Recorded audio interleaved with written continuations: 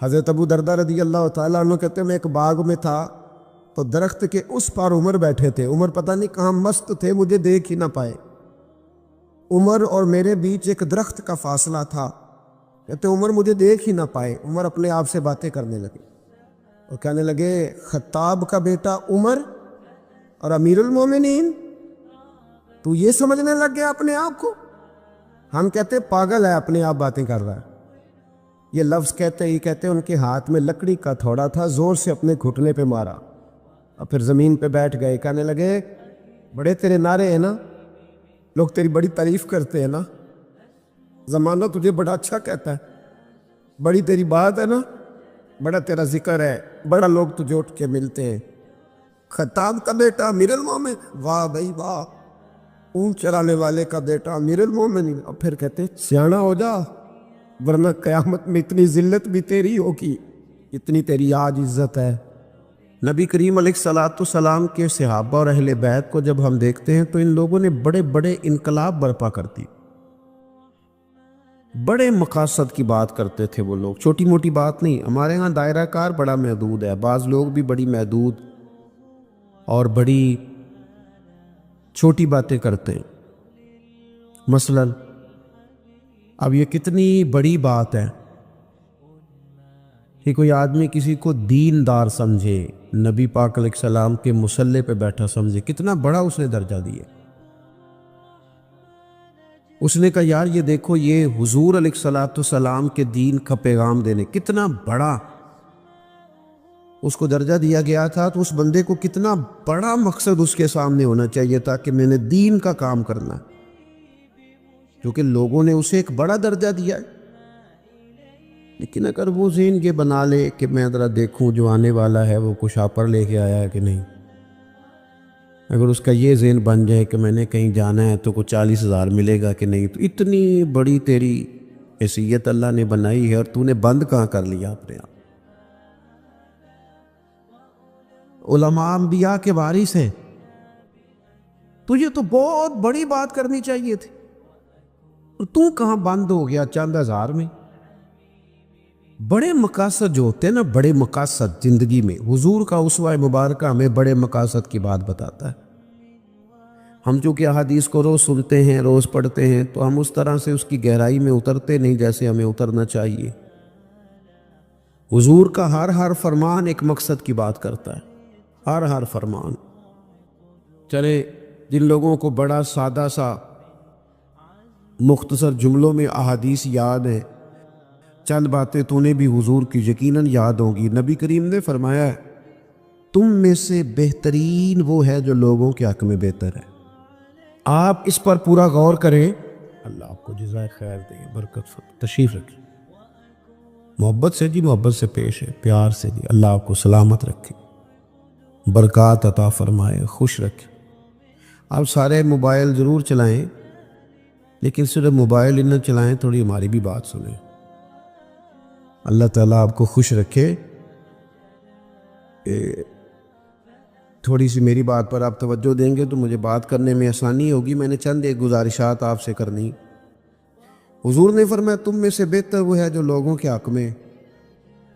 اب یہ ایک جملہ حدیث پاک اگر ہم صحیح طرح اپنی زندگی میں نافذ کر لینا, اتنا ہی, یار میں نے بہتر بننا ہے اپنے بچوں کے حق میں بھی, بہن بھائیوں کے حق میں بھی, بیوی اور سسرال کے حق میں بھی, ننیال اور ددیال کے حق میں بھی. میں نے ان کا کوئی نہ کوئی نفع کرنا ہے. یہ حضور کی ایک حدیث انسان کو اتنا بڑا مقصد دے دیتی ہے نا,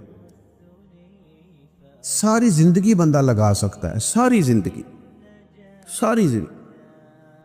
اور با مقصد زندگی ہو جاتی ہے. جب زندگی با مقصد ہوتی ہے پھر بندہ بور بھی نہیں ہوتا, پریشان بھی نہیں ہوتا, تنگ بھی نہیں ہوتا.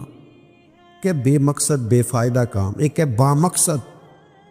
حضرت عثمان غنی رضی اللہ تعالیٰ عنہ فرماتے ہیں کہ حضرت عمر فاروق رضی اللہ تعالیٰ عنہ کا دور مبارک تھا. دوپہر تھی اور گرمی بہت زیادہ تھی, لوگ اپنے اپنے گھروں میں آرام کر رہے تھے. مجھے کسی مجبوری کے لیے اپنے گھر کی چھت پہ جانا پڑا تو میں نے دیکھا کہ ایک شخص بوڑھا اونٹوں کو ہانکتا ہوا آ رہا ہے. میرے ذہن میں خیال آیا کہ یار ساری دنیا دوپہر کو سو رہی ہے، شدت کی دھوپ ہے، آپ بھی سو جاتے، عصر کے وقت آپ اونٹوں کو چلا لیتے۔ یہ کون ہے جو اس وقت بھی؟ کہتے میں کچھ دیر رک گیا، لیکن جیسے ہی وہ میرے قریب آئے، وہ کوئی عام آدمی تو نہیں، وہ تو حضرت عمر فاروق ہے رضی اللہ تعالیٰ۔ آپ فرماتے ہیں کہ میں جھٹ سے سیڑھیوں سے نیچے اترا اور میں نے جناب عمر سے عرض کی کہ حضور اس وقت آپ؟ فرمانے لگے یہ مال غنیمت کے 2 اونٹ بھاگ گئے تھے، انہیں پکڑنے گیا تھا۔ میں نے عرض کی حضور کسی غلام سے کہہ دیتے۔ فرمانے لگے مسلمانوں کے مال کی حفاظت کی ذمہ داری میری ہے، غلام کی تو نہیں نا۔ اب ایک مقصد ہے نا کہ میں نے ایک ڈیوٹی کرنی ہے، میں نے ایک خدمت کرنی ہے۔ میں طالب علموں سے کہتا ہوں، علماء سے نہیں، طلباء سے میں کہتا ہوں آپ سارا دن کیوں شکوا کرتے ہیں؟ آپ کمیٹی کی مسجد سمجھ کے اس کی خدمت نہ کریں، اللہ کا گھر سمجھ کے کریں۔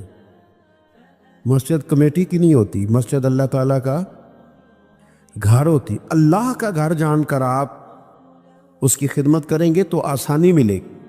میری بات پر توجہ کریں جی، بیٹھ جاؤ بیٹا، اللہ آپ کو خوش رکھے۔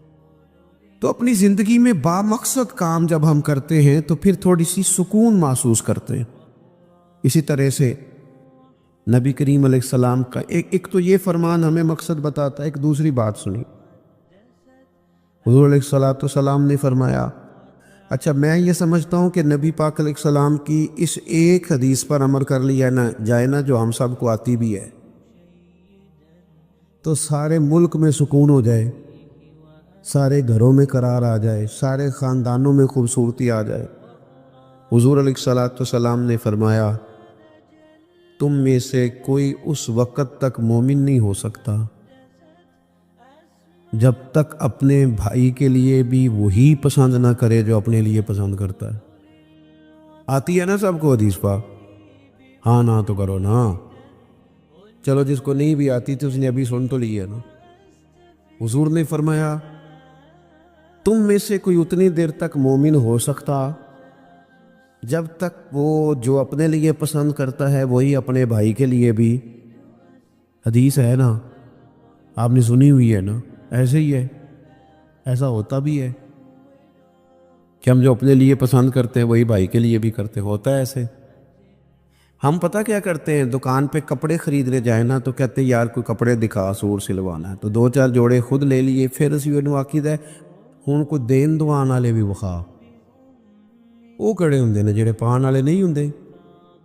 ایسی بات ہی ہے نا، اب جو دینے ہیں وہ بھی، یعنی وہ بڑا نیکی کر رہا ہے، امیر آدمی اپنے نوکر کو کپڑے دے رہا ہے، کہتا ہے یہ بالکل ٹھیک ہے، میں نے بس 2 دفعہ پہنا، نیا بالکل۔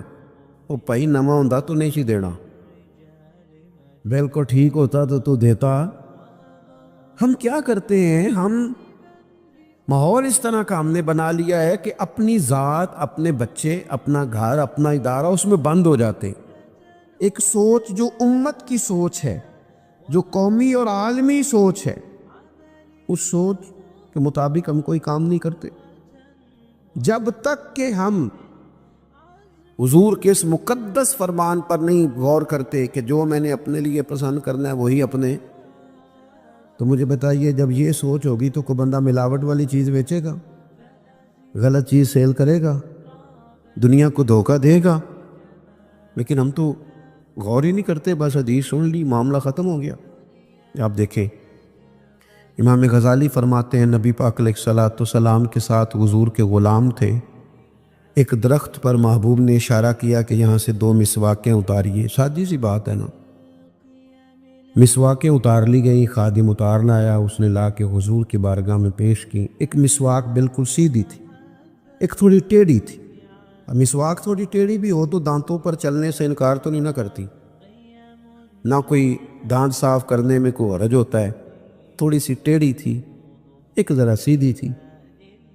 تو نبی کریم علیہ السلام کی خدمت میں غلام نے دونوں پیش کر دی، تو محبوب نے ٹیڑھی مسواک رکھ لی اور سیدھی حضور نے غلام سے فرمایا کہ یہ آپ، آج کل تو یہ کام الا ماشاءاللہ مذہبی لوگ بھی نہیں کرتے۔ ایک جگہ دینی مدرسوں کے اہتمام کرنے والے جو لوگ تھے ان کی میٹنگ تھی، تو وہاں ایک صاحب نے بڑا تقویٰ بیان کیا، کہنے لگا میں نے کبھی مدرسے کی روٹی نہیں کھائی، حالانکہ مدرسے کا محتمم ہوں، میں نے نہیں کبھی چکھی، اتنا پرہیزگار ہوں۔ بعد میں میری باری آئی تو میں نے کہا جی میرا خیال ہے کہ آپ وہی روٹی کھایا کریں جو مدرسے میں پکتی ہے، آپ تقویٰ بدل دیں، آپ کو پتا تو وہ بیچارے بچے کھاتے کیا ہیں۔ جو کچھ کمیٹی کے صدر کے گھر پکتا ہے اور جو محتمم کے گھر پکتا ہے اسے غور کرنی چاہیے کہ طلباء کو وہی دے رہا ہے، ان کے ساتھ بھی رویہ وہی ہے۔ کیوں نہیں ان چیزوں کو سمجھتے کہ ہمیں نبی پاک علیہ السلام نے کن مقاصد حیات سے آگاہ کیا؟ اللہ کے حبیب علیہ السلام نے فرمایا تیری مسواک مجھے دے دو۔ عرض کی حضور میرے ماں باپ قربان ہو، میری روح میری جان قربان ہو، آپ سیدھی رکھیں۔ حضور نے فرمایا نا بھئی، میں نے خود ہی تو امت کو قانون دیا ہے کہ مومن وہ ہے جو اپنے لیے پسند کرے وہی اپنے بھائی کے لیے بھی پسند کرے۔ اخلاقاً ایک بات اپنے دل سے پوچھیں، میں اپنے آپ سے پوچھوں، کیا ہمارا بہو کے بارے میں بھی وہی ذہن ہے جو بیٹی کے بارے میں ہے؟ وہ ساری گنجائشیں، وہ ساری معافیاں جو بیٹی کو ملتی ہیں، اور نہیں ابھی بچی ہے تو نہیں ابھی چھوٹی ہے تو نہیں ہم نے ابھی کام کرائے نہیں تو نہیں ابھی مطلب اس پر کوئی بوجھ ڈالا نہیں تھا تو نہیں ذرا یہاں ماحول اور تھا، یہ جتنی کہانیاں بیٹی کے حق میں یاد ہوتی ہیں۔ مومن تو وہ ہے نا جو اپنے لیے پسند کرے وہی اپنے، تو یہ ساری کہانیاں بہو کے حق میں کیوں نہیں یاد آتی؟ یہ کیوں نہیں یاد آتی؟ یہ جو ہم اپنے داماد کو مشورہ دے رہے ہوتے ہیں کہ چل پتر غصہ نہ کر، آہستہ آہستہ ٹھیک ہو جائے گی، تو یہ والا مشورہ اپنے بیٹے کو کیوں نہیں دیتے بہو کے حق میں؟ خدا کے بندو، جب مومن کے اعلیٰ اخلاق ہوتے، اس کے مقاصد حیات بڑے ہوتے، وہ چھوٹی چھوٹی کچی کچی کمزور باتیں نہیں کرتا، خود غرض زندگی نہیں گزارتا، اس کا یہ سٹیٹس ہی نہیں ہوتا کہ بس اپنی ذات سے شروع ہو اور اپنی ذات پر وہ ختم ہو جائے۔ وہ بڑی باتیں کرتا ہے، بڑے خیالات کا مالک ہوتا ہے، بڑے حوصلے ہوتے ہیں اس کے، اس کا ظرف بڑا ہوتا ہے، اس کی سوچ بڑی ہوتی ہے، اس کا مزاج بڑا ہوتا ہے۔ تو اپنی زندگی کے اندر حضرت بایزید بستامی رحمۃ اللہ علیہ کا ایک یہودی پڑوسی تھا اور مخالف بھی بڑا تھا، ساری زندگی اس نے حضرت بایزید کی مخالفت کی۔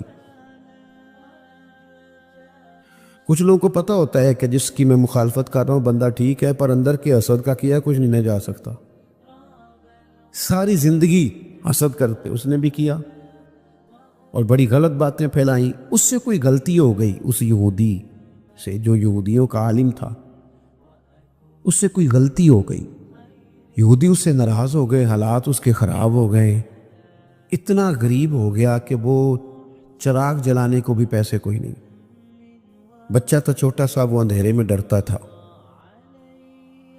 روتا تھا۔ حضرت بایزید بستامی گھر آئے تو اپنی گھر والی سے پوچھنے لگے، کل بھی میں نے نوٹ کیا یہ بچہ روتا ہے، آج بھی نوٹ کیا، تو کہنے لگی وہ جو گھر والوں سے پوچھا جو بھی گھر میں موجود تھا، انہوں نے کہا جناب وہ غربت ہے، آپ کو پتہ ہے اس کے حالات بڑے کمزور ہو گئے ہیں، تو بچہ اندھیرے سے ڈرتا ہے، چراغ جلانے کو تیل کوئی نہیں، پیسے کوئی نہیں، دشمن ہے، ساری زندگی مخالفت کی۔ حضرت بایزید نے چراغ میں بتی بھی ڈالی، تیل بھی ڈالا، اس کے دروازے پہ دستک دی، وہ یہودی باہر آیا، آ کر کے آپ کی طرف دیکھا تو آپ نے نا اس کے بولنے سے پہلے فرمایا کہ پوری گلی اور چوک دیکھ لے، بندہ کوئی دیکھ نہیں رہا، اور تو مجھے جانتا ہے میں جھوٹ نہیں بولتا، میں بتاؤں گا بھی کسی کو نہیں، یہ تو چراغ رکھ لے تاکہ تیرا بچہ سو جائے، آرام سے وہ لیٹ جائے، میں کسی سے ذکر نہیں کروں گا، تیرا میرا راز رہے گا، اور میں نے رات کو میں آیا ہوں دیکھ بھی کوئی نہیں رہا۔ وہ یہودی کہتا ہے بولنے کی طاقت ہی کوئی نہ رہی، ہم تو دشمن کو بھی پاکیزہ سزا دیتے ہیں، ہم تو دشمن کو بھی پاکیزہ سزا دیتے ہیں۔ وہ اندر چلا گیا چراغ لے کے، رات بھر بچہ سویا رہا۔ دوسرا دن پھر ہوا، شام تھوڑی سی گہری ہوئی، لوگ اپنے اپنے گھروں میں سوئے، بچہ ڈرتا تھا اندھیرے سے، حضرت بایزید نے پھر چراغ میں تیل ڈالا، بتی ڈالی، دروازے پہ دستک دی۔ جب وہ باہر آیا تو فرمانے لگے تو دیکھ رہا ہے کہ کوئی بندہ موجود نہیں، اور تجھے پتہ ہے میں جھوٹ بھی نہیں بولتا، کسی کو بتاؤں گا نہیں، یا یہ لے جا تیرا بچہ سو جائے۔ اس نے مخالفت کی ہے ساری زندگی، اس کو دے دیا، اس کا بچہ سو گیا۔ تیسرا دن پھر ہوا، وہی وقت، وہی انداز، وہی باتیں۔ دستک دے کے کہا کوئی شخص نہیں دیکھ رہا، چراغ لے لے، بتاؤں گا بھی کسی کو نہیں، اور تجھے پتہ ہے میں جھوٹ نہیں بولتا۔ وہ چراغ آپ بڑھا کے دروازہ بند کرنے لگے تھے کہ وہ یہودی زور زور سے چلایا، کہنے لگا باہر آؤ بھی سارے مسلمانوں، نکلو بھی یہودیوں سارے باہر۔ لوگ سارے باہر گلیوں میں آ گئے، کہنے لگے یہ بایزید بسطامی ہے، میں نے ساری زندگی جھوٹے الزامات لگائے، آج جب میری حالت یہ ہے کہ میرے اپنوں سے مجھے کوئی پوچھنے نہیں آتا، اس شخص سے میرے بچے کا رونا نہیں دیکھا گیا، یہ تڑپ گیا ہے کہ کسی کا بچہ کیوں روئے، یہ روز مجھے چراغ جلا کے دے جاتا ہے، گھر میں میرے روشنی ہو جاتی ہے، بچہ میرا سو جاتا ہے، پر میں ساری رات نہیں سوتا۔ میں آج تم سب کو گواہ بنا کے کہتا ہوں، جو میں نے ان کے بارے میں زندگی بھر کہا وہ سارا غلط تھا، اور یہ بھی تمہیں بتاتا ہوں کہ پہلے میں نے دین اسلام سنا تھا، 3 دن ہو گئے میں دین کو دیکھ رہا ہوں، پہلے سنا تھا میں دیکھ رہا ہوں۔ کہنے لگا میں تم سب کو گواہ بنا کے کہتا ہوں کہ بایزید بھی سچے ہیں، بایزید کا دین بھی سچا ہے، اور جس رسول کا یہ کلمہ پڑھتے ہیں وہ رسول بھی سچے ہیں۔ اس نے کلمہ پڑھا اور مسلمان ہو گیا۔ ہمارا یہ حال ہے